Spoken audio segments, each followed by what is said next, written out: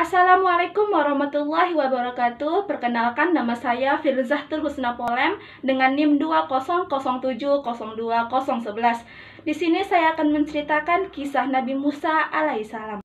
Kisah Nabi Musa alaihissalam membelah Laut Merah.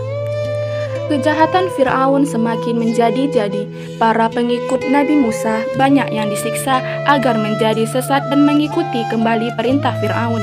Istri Fir'aun yang dulu merupakan ibu angkat Nabi Musa turut mengikuti ajaran Nabi Musa. Dan ketika Fir'aun mengetahui hal tersebut, Fir'aun langsung menyiksa Asia, istrinya sendiri, hingga meninggal dunia. Nabi Musa kemudian berdoa agar Allah memberi azab kepada Fir'aun dan para pengikutnya. Dengan segera negeri Mesir dilanda kemarau panjang sehingga tanaman gandum milik kerajaan Fir'aun pun gagal panen. Banyak pepohonan dan hewan-hewan ternak yang mati, disusuli badai yang merobohkan rumah-rumah mereka, serta wabah penyakit yang melanda di mana-mana. Dalam keadaan demikian, para utusan Fir'aun mendatangi Nabi Musa agar berdoa kepada Allah untuk mencabut azab itu. Nabi Musa akan bersedia jika Fir'aun berjanji membiarkan kaum Bani Israel pergi dari Mesir bersama Musa. Namun setelah azab itu berhenti dan keadaan menjadi normal, Fir'aun malah mengingkari janjinya. Kaum Bani Israel yang jadi buruh, budak dan sebagainya tetap diperintahkan kerja paksa di Mesir. Dan para pengikut Nabi Musa masih banyak yang disiksa. Kemudian datanglah wahyu dari Allah agar Musa mengajak kaumnya pergi meninggalkan Mesir. Mereka berangkat diam-diam di malam hari agar tidak diketahui oleh Fir'aun. Namun pada akhirnya Fir'aun tetap mengetahuinya. Fir'aun dan ribuan bala tentaranya segera menyusuli rombongan Nabi Musa. Ketika rombongan Nabi Musa telah sampai di tepi Laut Merah, mereka tidak dapat melanjutkan perjalanan karena terhalang oleh lautan. Para pengikut Nabi Musa menjadi panik karena Fir'aun bersama bala tentaranya dari kejauhan sudah tampak bersiap akan membunuh mereka semua.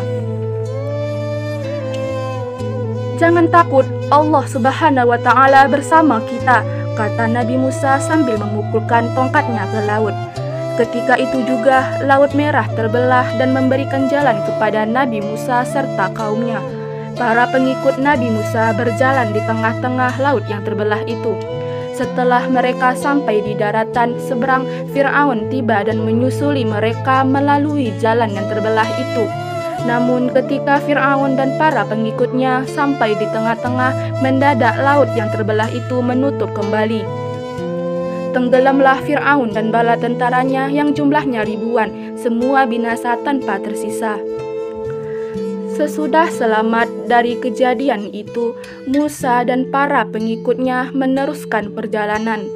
Di waktu mereka kehausan dan tidak terlihat tempat mata air, Nabi Musa lalu memukulkan tongkatnya ke sebuah batu yang cukup besar. Maka dari batu itu mancarlah air yang dapat mereka minum. Dan ketika mereka berada di semenanjung Sinai, mereka kepanasan karena panas matahari seperti memanggang bumi. Tak ada tempat berteduh karena tak ada satupun pohon yang terlihat oleh mereka. Di saat seperti inilah Allah memberikan nikmatnya berupa awan yang mengikuti perjalanan mereka. Masya Allah. Gimana nih teman-teman? Kisah Nabi Musa alaihissalam sangat menarik, bukan? Nah, banyak banget pembelajaran dapat kita ambil dari kisah Nabi Musa alaihissalam. Salah satunya ialah saling menghargai. Karena apa? Karena kita diciptakan dari Tuhan yang sama, diciptakan dari tanah dan akan kembali ke dalam tanah.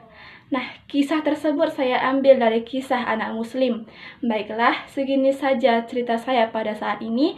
Kurang dan lebih saya minta maaf kepada Allah, saya mohon ampun. Wali taufik wal hidayah. Assalamualaikum warahmatullahi wabarakatuh.